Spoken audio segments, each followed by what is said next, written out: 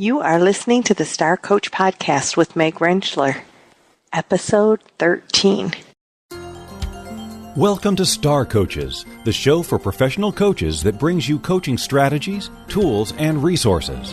Whatever your focus or niche, take a front seat weekly as industry leaders, decision makers, and innovators share their wisdom and expertise on the ins and outs of successful coaching. Now join your host, Meg Rentschler, as she connects you with your star coaching potential. Hello, Star Coaches. Welcome to the show. I'm your host, Meg Rentschler. Great to have you join us. I hope that you've had a fabulous week celebrating whatever holidays you celebrate. We've had Christmas and Hanukkah. For my family, we've had several birthday celebrations. So, gosh, I hope that you've had a wonderful, joyful week between shows. If you have some time off for the holidays, hopefully you'll be able to catch up on some shows if you've missed any. Always remember that they're at starcoachshow.com or on iTunes, and you can access any shows that you've missed and hear what our experts have shared with you about the profession of coaching. Speaking of our experts, don't forget also that we have an ongoing book giveaway. So be sure to sign up for that giveaway on the contact page on the Star Coach website, Star Coach Show website, so that you don't miss the giveaways that we have ongoing. Since this is the last show of this year, I thought I would do something a little different, and it's something that I'm going to do every now and again. I want to share a resource that I find particularly helpful, both personally and professionally. And while the majority of our shows are going to be in the interview format, I will occasionally share some strategy, tool, or resource with you from my perspective or in my experience. As I have discussed in other episodes, I love books. I am a book addict, and I love being able to read other people's perspectives and experiences and their learnings and be able to apply that to what I do in life, to my own experiences, and be able to continue to grow and explore through the written word. So today I'd like to discuss the principles that have been written in one of those books that I so enjoy. And we're going to look today at The Four Agreements by Don Miguel Ruiz. You may be familiar with the book, or this may be new information to you. But what I'd really like to do is spend some time together today exploring the agreements and how they offer practical steps to follow for all of us in dealing with self-limiting beliefs, in dealing with behaviors and communication issues that are frequent traps for us to fall into, and how different behaviors can actually get in the way of achieving personal and professional success. So let's explore how these agreements can help each of us grow personally, as well as how these principles might be a tool in our work with our coaching clients. The first agreement is to be impeccable with your word. And it's noted by the author to be the most important and most difficult of the agreements. It's about speaking with integrity, about saying only what we mean when we talk.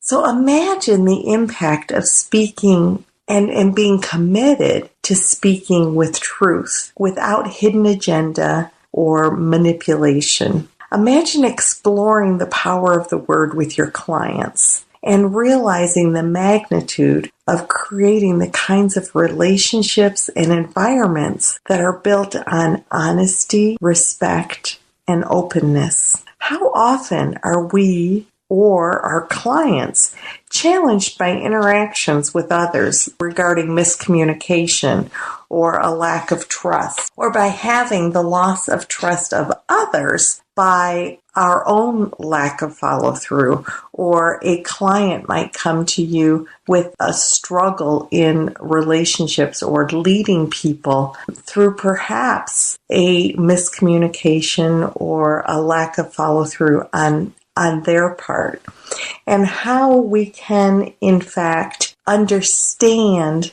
and help our clients better understand that being impeccable with our word by truly saying what we mean and building our credibility and integrity with that commitment to being impeccable with our word can create different relationships in different environments. It's important to understand that the way that we treat others reflects the way that we feel about ourselves. When we are truly a good place with ourselves, when we're confident and assured and peaceful within, there's no reason or motivation to demean or berate or accuse others. The virus of gossip just spreads like a disease, and innuendo can create a negativity and pull away from integrity and credibility. But when we operate from wholeness, truth, and love, the innuendo and the gossip no longer spread. They're really no longer powerful. When we're committed to being responsible with our words, we're therefore immune and really protected from other people's hurtful words, because we can see the falseness and we can hear those hidden agendas and the destructive qualities in those words. So when we're committed to using the power of our words to create environments of integrity and respect, and when we honor one another, then we're being true to the agreement to be impeccable with our word. And we all have it within our power to be true to this agreement and to see how that impacts our lives and impacts the lives of our clients when we share with them the agreement of being impeccable with our word. And that moves us into the second agreement. The second agreement it's a biggie. It's to not take anything personally. So many of us have a tendency to allow the circumstances of a situation and other people's behaviors to strike at the heart of our own fears, our own insecurities and frustrations. And therefore, these other people's behaviors, interactions with us, the way that they look at us can feel very personal. If we operate from a place that our own importance, we tend to operate from a place of our own personal importance, that things are about me, that the world in a way kind of revolves around us. And in truth, what people say and do is about them. It's not about us. People operate from their model of the world, from their programming and their beliefs and their opinions that have been formed through their experiences, through their cultures, through their lives. It can be really hard to step away from what feels like a personal attack, or that we're assuming or reading as a personal attack, and realize that it's about the attacker. It's about what's going on with that person, and that we don't have to buy what they're selling. If someone were to offer you a garbage bag and you accept it and hold it open while they pour their garbage, their accusations, their stuff into this bag, and then you close it and you haul it around with you, you've in a way owned their garbage, but it's still their garbage, and you've made a choice to carry it around with you, which means that you also can make the choice and you have the ability to drop that bag or to hand it back to them. We each have the power to refuse to accept what others want to dump on us. That can be incredibly liberating and empowering, and that's a concept that perhaps you don't have, or that your clients don't have. So sharing with them the power that they have of not accepting what is dumped upon them could be a really energizing and empowering concept to share with your clients. When it becomes really difficult is when it's our own self-talk that's dumping on us. Self-talk is not necessarily true, yet we all know that it can be really powerful. part of our mind is talking and part of our mind is listening. Yet we are in control of what's being said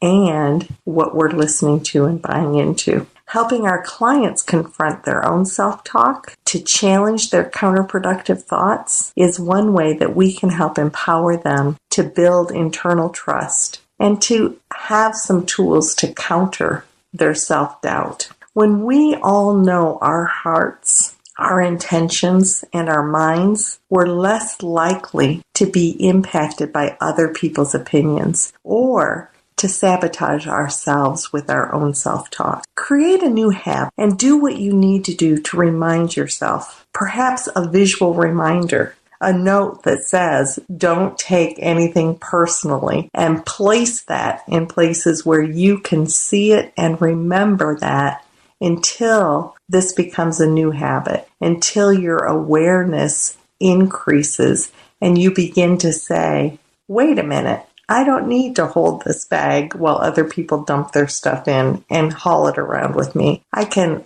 leave it. I can hand it back to them. I certainly don't need to ever accept it. All those behaviors will hopefully help reinforce the second agreement. Don't make assumptions is the third agreement. The power of assumptions is that we believe that they're true. They feel real, and we believe that they're real. One powerful assumption that we can fall into is mind reading. We assume that we know what others are thinking and feeling, particularly when it relates to us, and we react according to that assumption. This actually ties in very closely with the second agreement about taking things personally. When we fall into assumption, we can be afraid to ask for clarification. It sort of exposes our thoughts, yet we'll act on those thoughts and we'll defend our assumptions. When we've set our mind to something, the truth is we look for evidence to support that. The problem is that we're only going to see what we want to see or hear what we want to hear to support the assumption. When I was a therapist, many times I would work with couples who had made an assumption about the other person and would look for evidence to support their lack of love or their disinterest in them or their willingness to sabotage them. Sometimes those things were going on, but there were other things going on as well.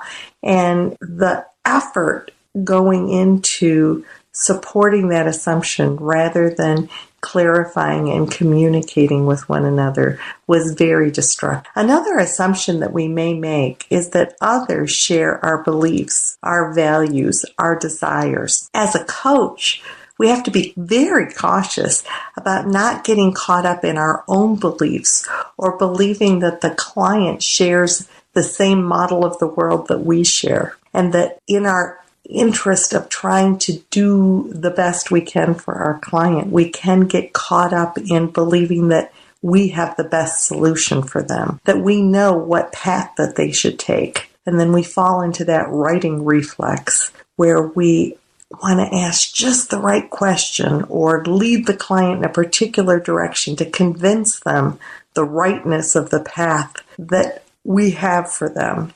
And when we do that, we let go of our curiosity and we ultimately let go of the belief that the client has the rightness of their own answer within themselves. It can be a very destructive pattern that we could fall into using an assumption as a coach. The way that we keep ourselves from making assumptions is to ask questions, which is foundational to coaching. It's a concept that every person can benefit from. Sometimes it takes courage to ask questions. Our clients might not be okay with not knowing, with having to explore and inquire rather than having the answer.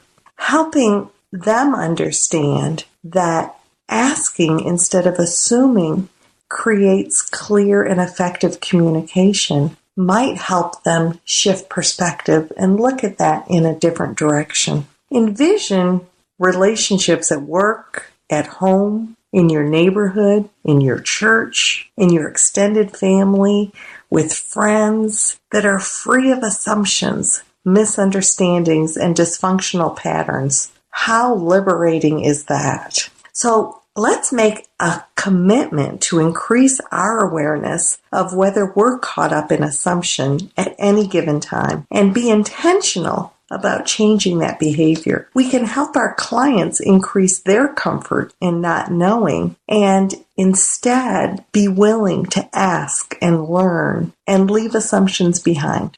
Every time you stay true to the coaching process and use inquiry and reflection to help your client connect with what's right for them, you're role modeling how to use inquiry and the power of questioning in every coaching conversation. The final agreement in the 4 Agreements book is that we should always do our best. When we're committed to the first 3 agreements and changing them into habits, that means that we're taking action every time through that commitment to do our best. And what's interesting is that our best, or sort of that line of where the best is, changes. It changes as we become better at doing different things. So understanding that best is not a concrete line that is always the same place. Our best fluctuates and changes depending upon any given day, any given circumstance, and what we're able to do in that day. When we become better at each agreement, our best moves to a whole new level. Every new behavior, whether it's the 4 agreements, whether it's learning to play a musical instrument or picking up a new sport or any number of new skills, takes practice. It's what makes designing actions with our clients so powerful. We try something new, we experiment with something, and we learn and we grow with every attempt. We realize that to increase our skills and our abilities and our commitments and our performance, we must continue to do our best every single time. When we know that we've tried our best, not that we've been perfect, but when we've tried our best, there's less self-recrimination, self-judgment, guilt, and frustration. As I said, doing our best does not mean that we expect to be perfect. It means that we strive to move that needle a little each time, and that each time that needle moves, we create a new best for the next time. Finally, we do not do our best for some outside reward, right? We don't want to strive to do our best to be acknowledged by someone else or for an external reward, but for personal growth and the opportunity to learn from our mistakes. If our motivation to do our best is an externally focused thing because you feel like you have to, or because you're worried about recrimination, then it's really not per se doing your best. It's not for the personal growth and commitment that really creates working towards your best. There is a pleasure and a joy in knowing that you've done your best because it's what you want to strive for. As the author points out in the book, the first 3 agreements only work when we're committed to doing our best. Don't expect that you'll always be impeccable with your word. Routines and habits are difficult to shake. New behaviors are hard, but we can always try to do our best. Don't expect that you're never going to take anything personally. However, you can be committed to raising your awareness and doing your best. And finally, don't expect that you'll never make another assumption. All we can do is our best. And know that by doing our best, each agreement will become more familiar, more routine, and our rewards will be more peace of mind, more clarity, and the ability to more fully love yourself and others. I believe that these lessons can be incredibly empowering and liberating for our clients. As we approach the new year, I'm really committed to doing my best with these 4 agreements. I sincerely believe that this commitment is going to help me grow personally and professionally. It's going to help me be a better wife, a better mom, a daughter, sister, aunt, friend, coach, and a happier, more fulfilled human being. I'm really curious how you're impacted by the 4 agreements. I would love to know how the agreements impact you, whether you see them as being a helpful tool in working with your clients, how you see them impacting your life. I encourage you to visit the Star Coach Facebook page and leave some feedback about this concept and any other tools or strategies that you might use that kind of feed into this whole concept and that you can share with one another on the Star Coach Facebook page. So thanks for spending this time with me today. I don't usually get the whole show with you,